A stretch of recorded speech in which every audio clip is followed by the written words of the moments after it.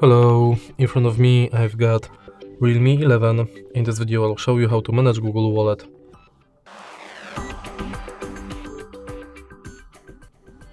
In the beginning, let's go to Wallet.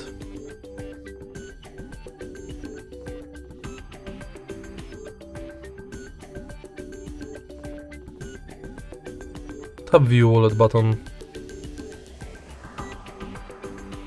And as you can see from the homepage of this app, you can add payment cards to your account, check quick tips, and manage your passes. Also you can add new passes like Transit Pass, Loyalty, Gift Card, and Photo.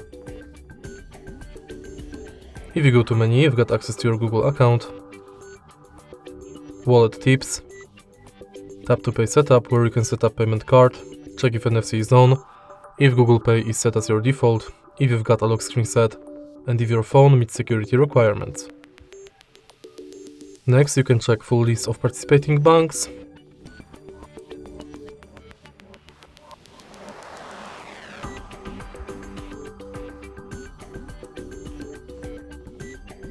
and then you can manage your passwords in Password Manager. In your data in Wallet, you can manage payments data, passes data, and check info about private passes data.